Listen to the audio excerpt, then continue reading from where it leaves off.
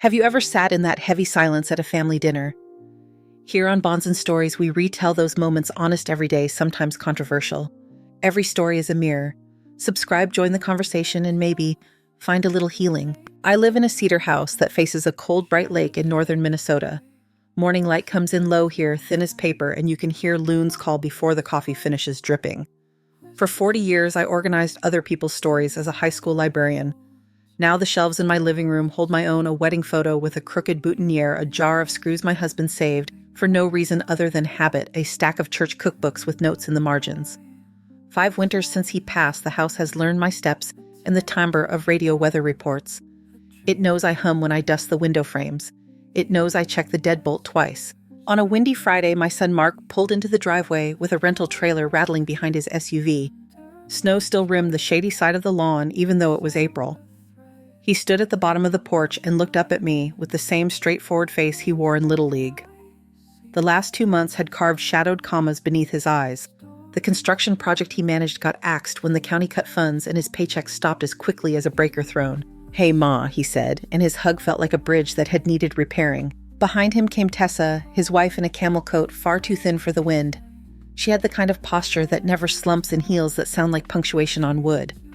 Noah, 17, carried 2 backpacks and an apology in his shoulders. Ruby, 14, followed last, earbuds in, hoodie up, thumbs moving.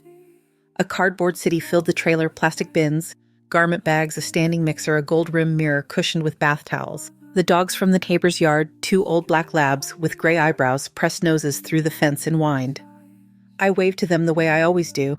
They wagged as if I'd said their names. We hauled boxes up the steps. I'd made labels for the rooms with blue painter's tape the night before and turned on the furnace early so the chill wouldn't rake the air when the door kept opening.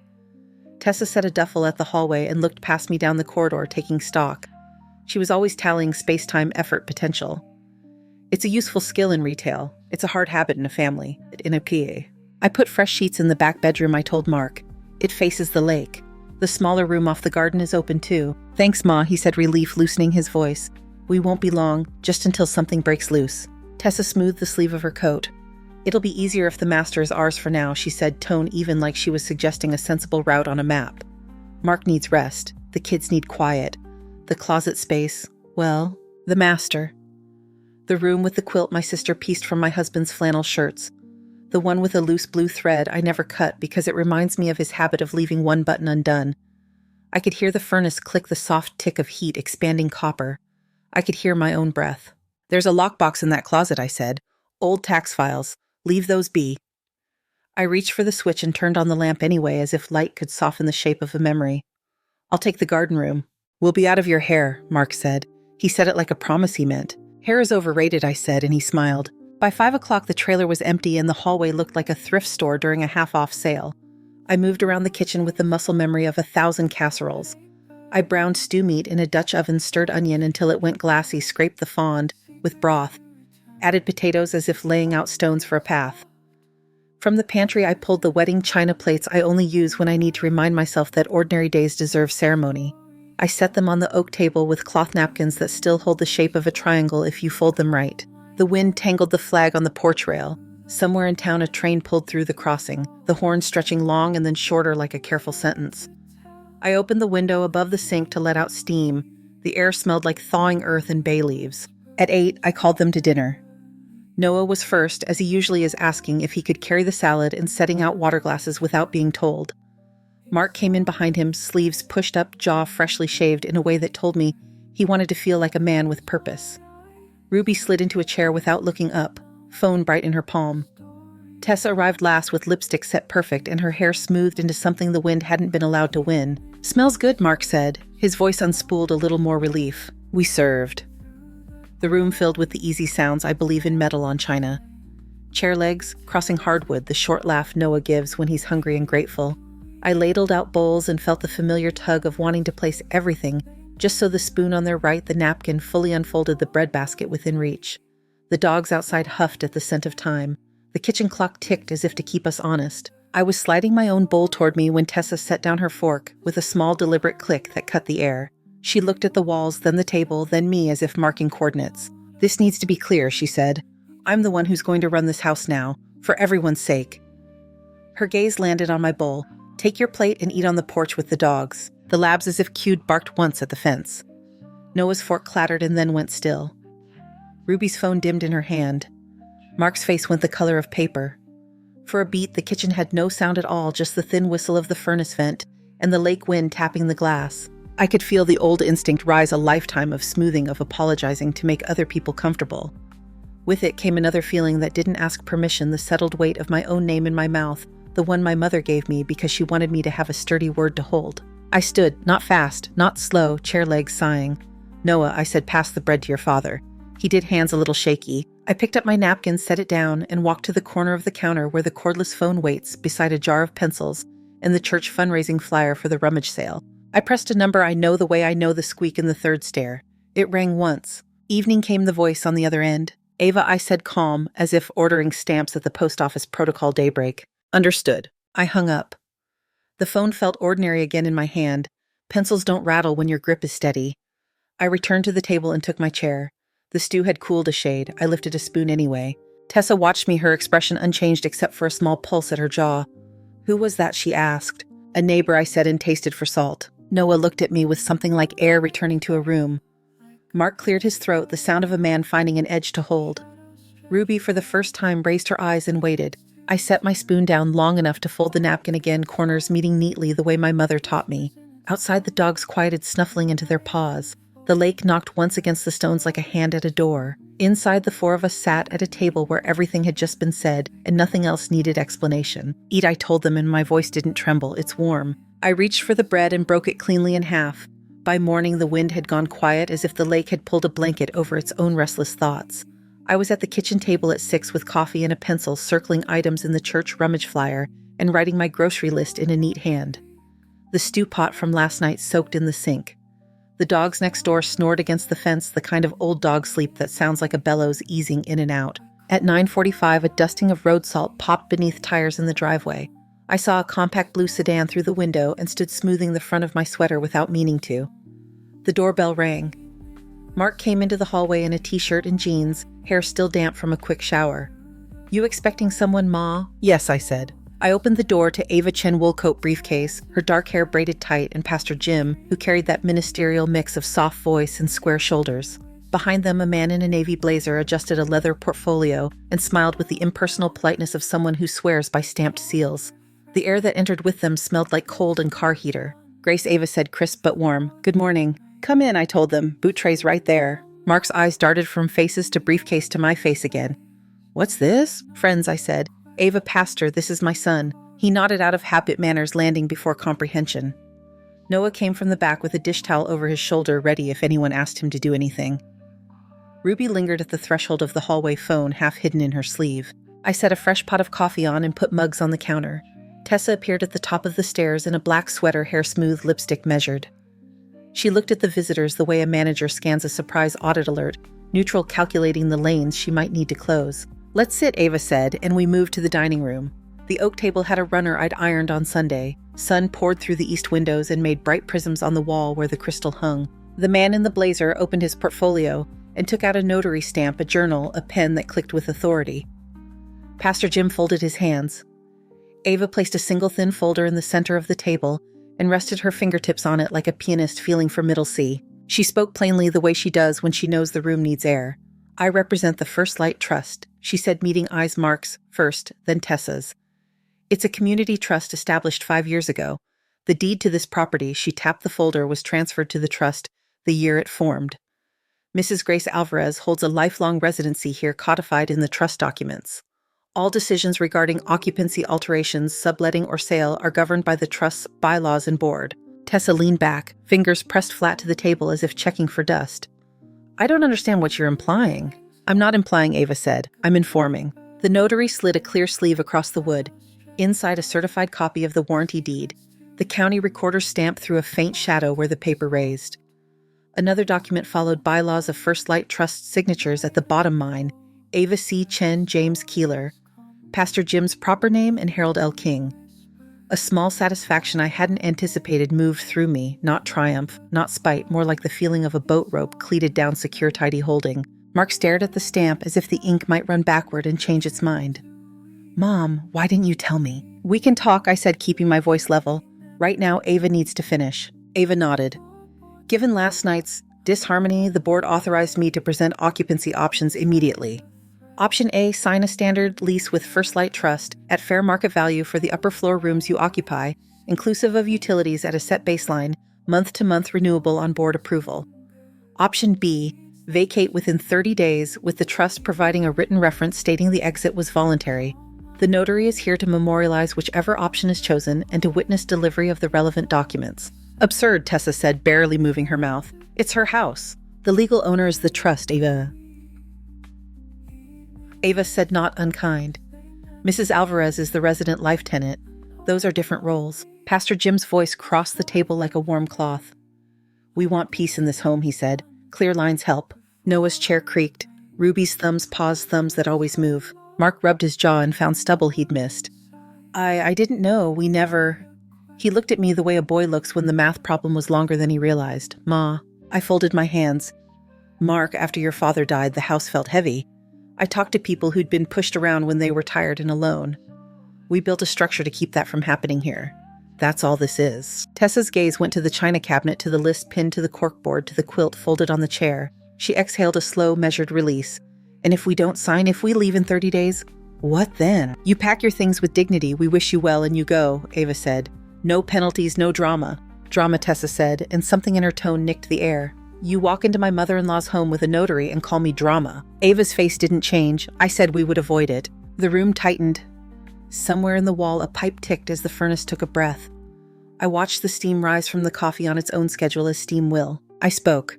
There is a third path, I said. Ava glanced at me. We had not discussed it. That was fine. Structures are most useful when they can hold a little human weight in the ribs. We can agree to a temporary stay at no rent, I said, for a defined period. In exchange, we sign a respect and boundaries agreement.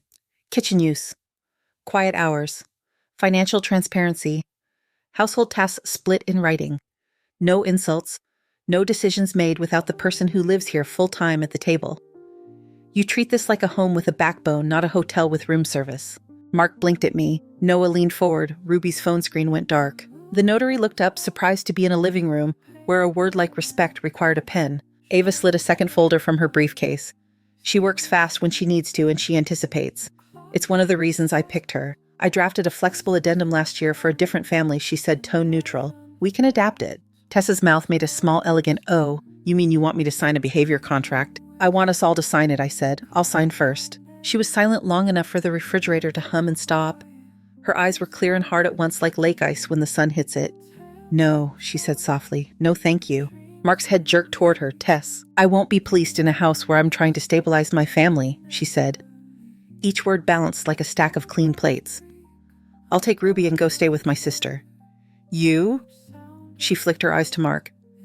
Do what you need to for work. We'll sort the rest. Ruby finally raised her head fully. We're leaving. Pack an overnight, Tessa said. She stood chair gliding instead of scraping. We'll come back for the rest when the roads are better. Noah looked at me, and I tipped my chin toward the stairs. Help your sister, I said. He went because he is a boy who carries weight when asked. Tessa faced the table again. Mrs. Chen, she said politely. Professional to professional, you can forward any paperwork to me by email. Mark has it. Ava nodded. I'll send a read-only copy. If you choose option B, I'll need a mailing address for the 30-day notice. There's no need to be theatrical, Tessa said. No theater, Ava replied. Just paper, ink, and heat. Pastor Jim stood when Tessa did a small pastoral courtesy. He didn't offer a blessing. He didn't offer a lesson. He just moved aside so she could pass without brushing his sleeve. Upstairs, drawers slid and shut. The sound was tidier than it had any right to be. Noah's voice floated down, once gentle, practical, then quieted. Mark sat with his elbows on his knees, the posture of a man counting in his head. He looked 10 years older and 5 years younger all at once. I poured coffee and handed him a mug. He didn't drink, just held it, grateful for the heat and the shape. Ruby came down in her hoodie and coat with a backpack and a pair of sneakers, tied by the laces dangling. She paused at the bottom of the stairs, turned toward me and said, Bye, Grandma, a little husky, like she wasn't sure which word mattered most. See you soon, I said, and meant exactly the syllables I used. Tessa followed with a small suitcase and the efficient silence of someone who has practiced not needing help. She stopped at the threshold.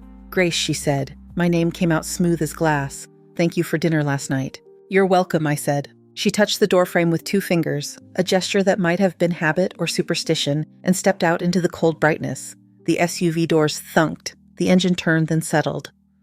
Salt popped under tires again. The driveway emptied. The house inhaled and exhaled. Heat moved through the vents. The clock over the sink took up its old patient work. Ava gathered the documents into a tidy stack. "I'll leave these copies with you," she said. "The originals stay with me. Pastor Jim and I are reachable all day." The notary packed his stamp, clicked his pen, and gave a cordial nod. "Ma'am," he said. "Sir." He meant me and Mark both. I walked them to the door and thanked them for coming out. Pastor Jim buttoned his coat. "We'll be praying," he said simply. When they were gone, Mark sat back down and stared at the runner as if the woven lines might part and show him an easier seam. Noah came down the last step on the outside of his foot the way he used to when he was little, and wanted to make less noise than his feelings could hold. I moved the folder to the sideboard and set 3 plates in the dish rack to dry. The window glass held the lake in a flat pane of winter blue. "May," Mark said. "Yes, I'm sorry." He said it without a performance. It sat between us like a plain thing with a heartbeat. I nodded once and put the coffee back on the warmer. The room was warmer than last night. Or maybe we knew where the heat belonged. That night, the house settled into its old sounds pipes ticking like small metronomes, the refrigerator giving a polite thrum wind, laying a palm against the siding and holding there. Mark and I stayed at the kitchen table after Noah went up the overhead light, throwing a clean circle on wood that still carried faint impressions from years of grocery lists and children's homework. He cupped his coffee but didn't drink. "I froze," he said at last. "Last night. I knew it was wrong and I did nothing." "You're telling me now," I said. "That counts." He nodded, jaw working as if he had a kernel caught in a tooth. "I've been trying so hard to keep everything from falling apart that I started pretending it wasn't already in pieces." His voice thinned. "I'm sorry." I slid him a slice of bread I'd warmed on the stove, the smallest generous acts for a man who has lost his place, handing him something to hold that doesn't burn. He tore the bread in 2 and stared at the crumb like it might yield proof. "I'll get back out there," he said, but the words came out soft as fact, not promise. "Tomorrow we're at the trust from 10 to 2, I said. "You can use the quiet to send resumes. The Wi-Fi's better over there." He smiled with half his mouth. "You always know where the working outlets are." In the morning, Noah was already up, hair standing and eyes clear, a lanky boy caught somewhere between long legs and careful manners.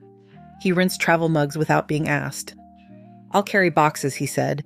He meant the trust. He meant more. Across town, First Light Trust sat in a converted 1-story brick on Maple, between a thrift store and a shoe repair that still hand-letters its window. I unlocked the glass door with the key on my ring and flipped the sign to open the chain, making its bright clink. Inside smelled like copy paper and lemon oil. The front room held a desk, 2 chairs that had seen other lobbies, a bookshelf with pamphlets, power of attorney, scams to spot, tenant rights. On the wall, a framed snapshot, Pastor Jim in sleeves, rolled Ava laughing without looking at the camera, Harold King holding a rake like a flag, me with my hair stubborn as ever. Noah shouldered bags of canned goods from a food drive, stacking labels to the same side like a grocery clerk. "Where do you want the blankets?" he asked. "Back closet, top shelf," I said. "They'll go out again soon enough." He worked with the plain steadiness that makes adults hush and watch. When he finished stacking, he wiped the counter without prompting, then turned. "What next?" "Delivery," I said, handing him a folded list. 3 addresses, all within 10 blocks. We check in. We don't linger unless invited. He slipped on a jacket, took the canvas tote, and met my eye. Got it. I watched him step into the brightness with the small spring of someone choosing to be useful. It does something good to a spine. By noon, Harold appeared, hat in hand, cheeks lit by cold. He stamped his boots on the rug, then held up a paper sack. "The bakery was making day old, and I couldn't in good conscience leave sourdough to dry out," he said. "Also, my roses are sulking." "They're roses in April," I said. "Sulking is their religion." He grinned, the quick flash that makes him look 10 years younger. "You got an hour." I did. We locked the front and walked the 2 blocks to his yard. The beds along his fence sat held in by last year's mulch, stems bristled in a dozen persuasive directions. He handed me the good pruners and kept the old pair for himself. Generosity that keeps the sharper tool in a friend's hand tells you something about a man. "Angled cuts 1/4 inch over live butt," he said.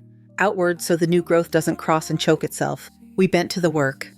There is a conversation only hands can have, glove against cane, the tremble of a thorn, snagging cuff, the satisfying click when steel closes through wood with no splinter. Harold breathed a little louder when he straightened, then steadied. "I saw the cars at your place yesterday," he said without looking up. "Didn't need to come rubberneck, just wanted you to know I'm here." "I know," I said. It was true. He pointed with his pruners. "That one's dead wood. Don't be sentimental about it." I cut clean and felt the release carry up the stem. You keeping score on me. On the roses, he said, which was his way of saying both. We took a break on the back steps. He handed me a piece of the sourdough. The crust sang when we cracked it. How's the boy? He asked. Noah. No, I said. He carries more than he lets on. It sits right on him.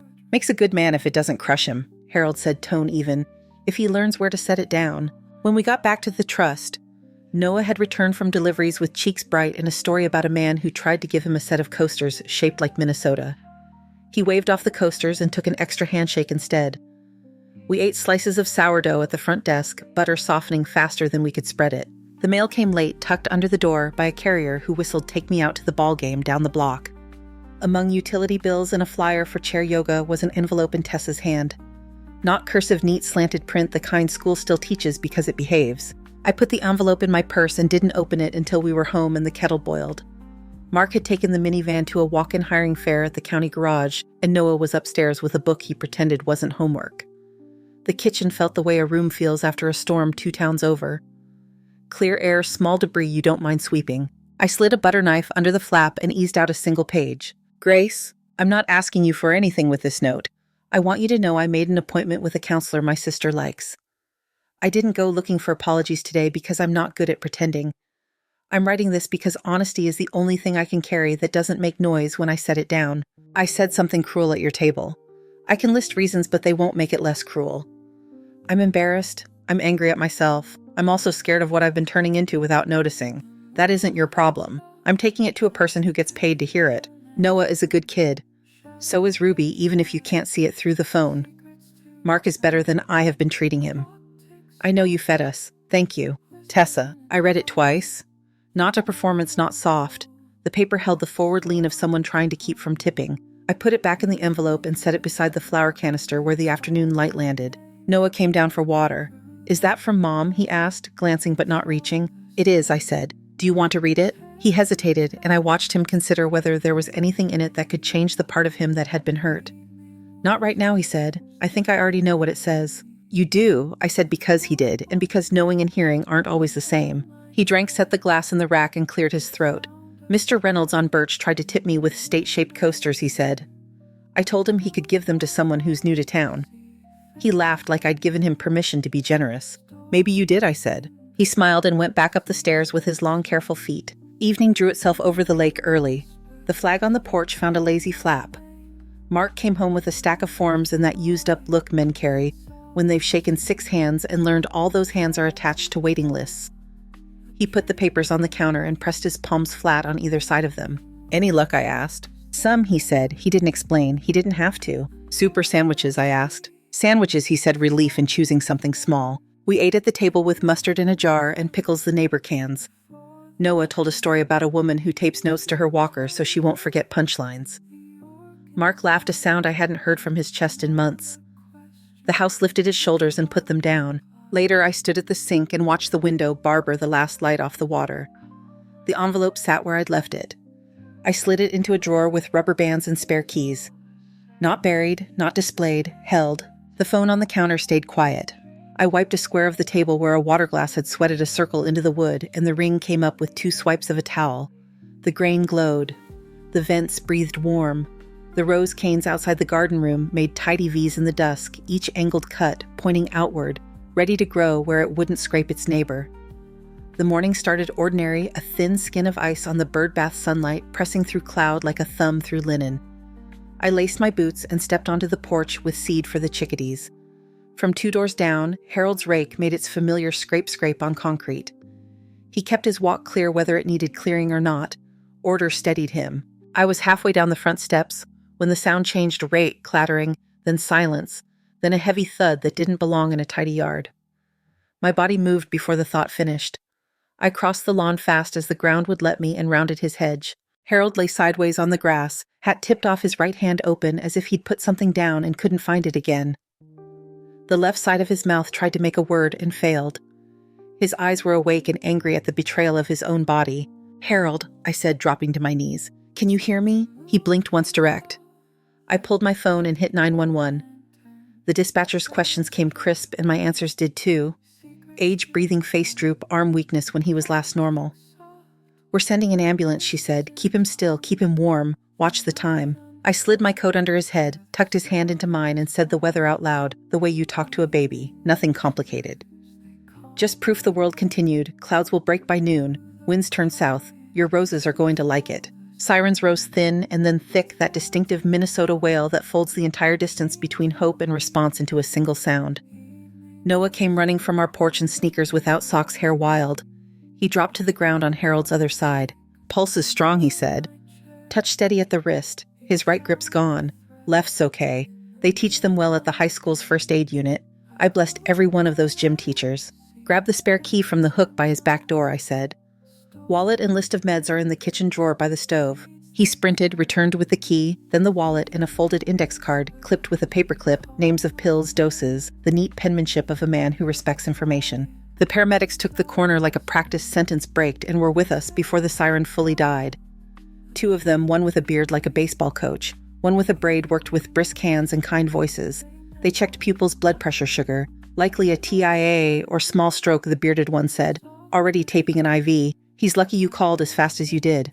"I'll ride behind," I said. "You family?" the braided medic asked. "Close enough," I said. At the hospital, fluorescent light took its usual position, too bright, too indifferent. They wheeled Harold through double doors with a sign for neuro and left me with forms and a plastic badge. Mark arrived 20 minutes later in his work jacket, breath visible, a half-untucked shirt telling on his hurry. He took one look at my face and found my hand without asking. Noah came, then Pastor Jim, who seemed to appear in every waiting room exactly when the air went thin. We didn't say much. We don't in this county unless there's something to do. Noah went for coffee and returned with 4 cups and 2 of those cellophane-wrapped sweet rolls that taste exactly like childhood and nothing like bread. I texted Ava because that is the thread we have, and because Harold's signature sat under ours on a set of bylaws that knit people together in ways papers only hint at. Her reply was fast, on my way after court. The waiting room TV muted itself through a talk show where people solved problems in 10 minutes with commercial breaks. A volunteer asked if we needed a blanket. We did not. At 3 in the afternoon, a doctor with kind eyes and deliberate words came to us with the phrase, "small ischemic stroke." He said, "Good speech potential right-sided weakness time is our friend today." He did not say fine. He did not say never. He said what he could say, admission, monitoring, therapy, consult. Mark squeezed my hand once. Noah sat forward as if paying attention were a job he could master. I stepped into the hallway for air that smelled like sanitizer and onion soup from the cafeteria. My phone buzzed in my pocket. "Tessa," I answered. "Grace." I heard she said breath quick. Noah texted me. "We're driving. We'll be there tonight. You don't have to." I know she said a clean interruption. "We're coming." At 8:30, Tessa walked into the waiting room with Ruby beside her and a large pot pinned in the crook of her arm, wrapped in a towel that belonged to my linen closet 6 months ago. Her hair was pulled back without effort. Her face had that plane ride pallor you can't fake. "Chicken soup," she said, setting the pot on a side table like it belonged there. "Thermos cups in the bag. They said you can't have open bowls." She moved through this room with an efficiency that didn't ask permission. She handed Mark a cup, Noah another, me a third. She poured one for Pastor Jim and one for the volunteer who had offered the blanket because she noticed kindness and paid it back in small cash. We ate standing paper lids, half-peeled steam fogging the chill that hospitals carry after sundown. The soup tasted like dill and lemon and the kind of garlic a person decides on when she means business. "You didn't have to do all this," Mark said, voice sanded down by the day. "I know," Tessa said. She looked at him straight. "I wanted to." When the nurse allowed it, we went in to see Harold 2 at a time. He lay in a private room with a window that looked onto a parking lot where maintenance had piled snow like whales. His right hand didn't obey yet. His eyes did. He watched us walk in and made the face he makes when his team is down by 2 and there's a runner on third, irritated alive. "You're a nuisance," I said. "It is how we greet men we want to keep." He found a smile with the left side of his mouth and used it. Back out in the hall, Tessa leaned against the painted cinder block and breathed. Ruby sat 2 chairs over and pretended not to watch her mother while watching her mother. It was a good pretending. Tessa slid down until she was sitting on the edge of a molded plastic seat. "I hate this place," she said. "The light, the smells, the way everyone's face tries not to show they're bargaining with the ceiling." "You came anyway," I said. She nodded. When my dad had his first episode, my mother made a show of feeding nurses and ordering everyone around. She hated the loss of control more than she loved him, I think. Tessa's voice didn't crack. It thinned and held. "I learned to organize because chaos was the only thing that got served. I didn't notice I was plating it for other people when I ran out. The vending machine hummed. Ruby pretended harder. Tessa stared at her hands' unpolished nails, a faint line where her wedding ring had sat too tight last summer. "I'm not telling you that to excuse anything," she said. "I'm telling you because I can say it out loud here without hearing my own mother's voice come back." I nodded. The hallway allowed the truth. It's one thing hospitals do for all they take. She drew in a breath that reset her chest. "I have some jewelry I never wear," she said. Eyes on the floor, tile grout. Pieces my father bought after bad quarters, like he could buy a different story. I've been thinking about liquidating them. I want to put the money into First Light Trust, specifically into counseling stipends. Not big grants. Just enough to get a family in the door with someone who knows how to hold a conversation that won't explode. I looked at her, not sideways, not over the top. Straight. "All right," I said. "We can make that real." She nodded, once relief and fear sharing the same seat for a second. "I'll talk to Ava," she said. "You can talk to me," I said, "and then we'll talk to Ava." Mark walked up with the nurse's card in his hand and a softness at the corners of his eyes that hadn't been there in weeks. He passed the card to me, then looked at Tessa. "Thank you," he said. He didn't specify for what. There wasn't a single answer. We stayed until past midnight, moving in the small choreography of people who understand the use of chairs and silence. Tessa set a schedule on a yellow legal pad, names and times, without making it feel like orders. Ruby took a turn at the coffee station and brought back sugars no one needed, but everyone accepted. Noah folded and refolded the sleeve of his sweatshirt until it stayed where it should. When I finally stepped outside, the lot had gone silver under a thin frost. The air bit the inside of my nose clean and stubborn. I stood with my palm on the roof of the car a second longer than necessary, gathering the cold into my skin as if I could store it and use it later. Inside my coat, the pocket held the legal pad, with the schedule and the corner of it pressed a square into my side on the drive home, a small physical proof of what the night had made. City Hall smells like dust warmed by sun, and a copier that's older than anyone admits. Ava spread the site sketch on a counter near the permit window, while a clerk stamped something with the reliable thunk of a small authority doing its job. The drawing showed my house as it has always been, and as it could be, one rectangle divided by a new interior wall, an exterior stair added to the lakeside, separate entrances marked with tidy arrows. Duplex, the box at the top, read printed in a font that looks certain without bragging. "The code allows it," Ava said, tapping setbacks into egress notes with a pen. "Owner is the trust resident, life tenant retains the ground floor. Upper floor leased under standard terms. Fire separation here. Another tap. Second kitchen upstairs meets the limit. No change to lot coverage. No variance needed. I still make the best coffee," Mark said, which had nothing to do with egress and everything to do with breathing easier. We walked out with a manila folder and a receipt that wrinkled in the cold. On the steps, Pastor Jim tucked his scarf closer and gave one of those pleased nods that doesn't ask for attention. "Paperwork that creates room for peace," he said. "I'll sign copies for the board tonight." Back at the house, Harold sat on my porch chair for the first time since the hospital cane propped against the rail, a knit cap borrowing time for his scalp. The right side of his mouth lifted slower than the left, but it lifted. "If you think I'm climbing any exterior stair, you're out of luck," he said.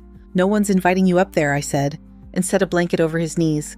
"But you're supervising the handrail height. You still have your ruler." He patted his pocket, always. Inside, we cleared this dining table for 2 stacks of paper that mattered. Lease agreement, upper floor, First Light Trust, and respect and boundaries addendum. Ava read each section aloud, not because anyone contested the words, but because it honors the shape of saying something important where it can be heard. "Term 6 months renewable on review," she said. "Rent at fair market offset by a temporary reduction for the first 3 months as a stabilization measure." She paused, looking at me. I nodded. The board had already voted. She continued. "Addendum, quiet hours 9 to 7. Kitchen use by floor unless agreed in writing for a shared meal. Laundry schedule posted weekly. Groceries labeled or set aside for house meals. No slurs, no shouting. Disagreements at the table, not through walls. Financial updates on the first Friday, written simple, complete." Tessa sat straight, hair pulled back, pen ready. She didn't rush. When Ava finished, Tessa squared the pages with a calm hand and signed her name with the same neat slant she'd used in the letter.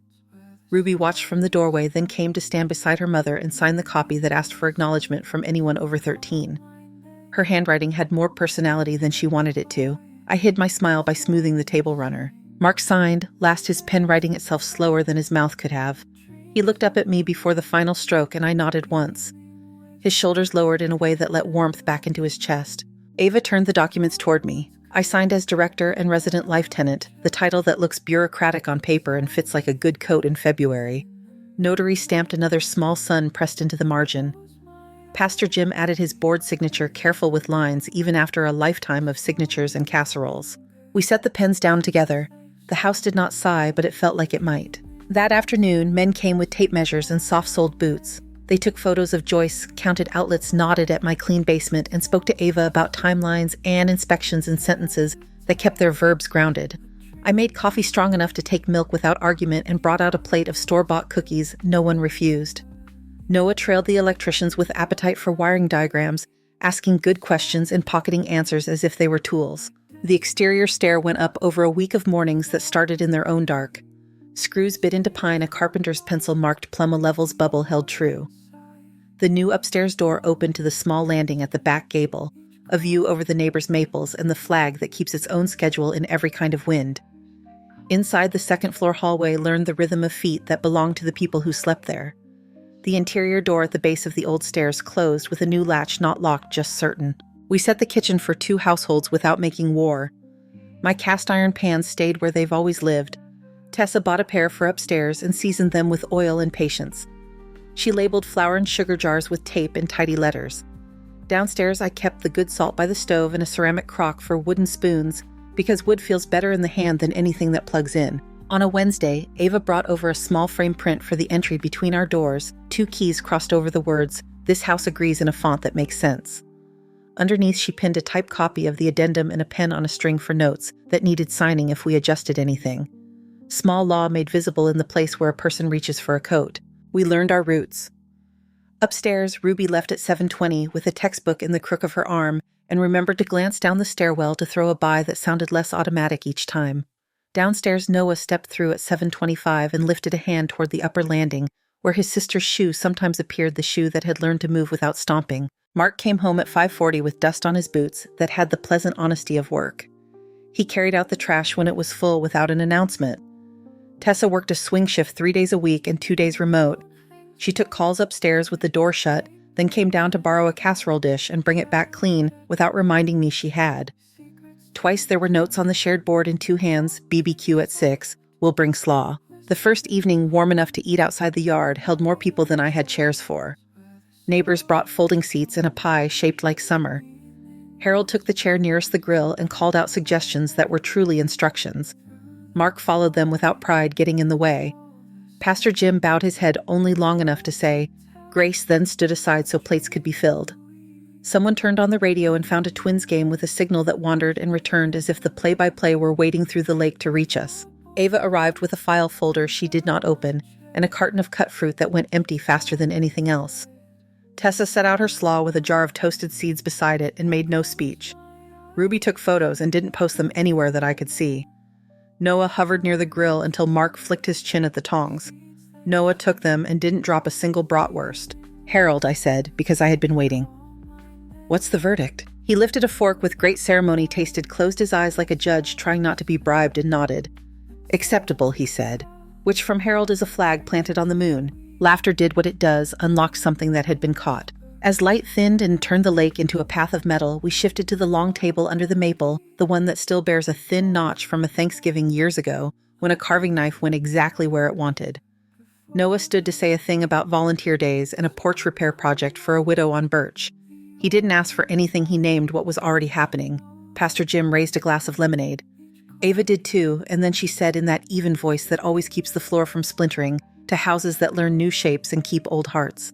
Forks scraped plates, a familiar polite sound. Someone refilled the mustard. The dogs from next door pressed their noses through the fence and groaned for a fallen bun they did not get. When the mosquitoes started acting like they paid the mortgage, we moved inside. Upstairs, a door shut with a soft, everyday click. Downstairs, the dishwasher hummed to itself, tireless and uncomplaining. I stood at the sink and watched the porch through the window, while water ran warm over a plate I've owned since the year we learned how to be married without a manual. Mark wiped the counter the way men do when their hands need a small, useful task. Tessa tied the garbage bag without making noise about tying the garbage bag. Ruby stacked cups with a rhythm she might use one day for anything else that requires attention. Noah reached for the towel, dried what I handed him, and set each piece where it belonged. When the last chair was folded and leaned near the door, when Harold's cane click counted down the sidewalk, when the fridge door closed on leftovers and containers that would be eaten and not forgotten, I walked to the new interior door at the base of the stairs and set my palm against it. It held firm, not hard. On the wall to my left. Under this house agrees a pen hung by its string, ready to sign whatever needed signing next, without ceremony. The lake tapped its regular measure against stone. The furnace stayed quiet. The clock worked without showing off. I turned off the kitchen light, and the room let itself be dark, not empty. Thank you so much for listening to today's story. If this story resonated with you or made you reflect, I'd love to hear your thoughts, so feel free to share them in the comments below. And don't forget to like, subscribe, and hit the notification bell so you won't miss the next story.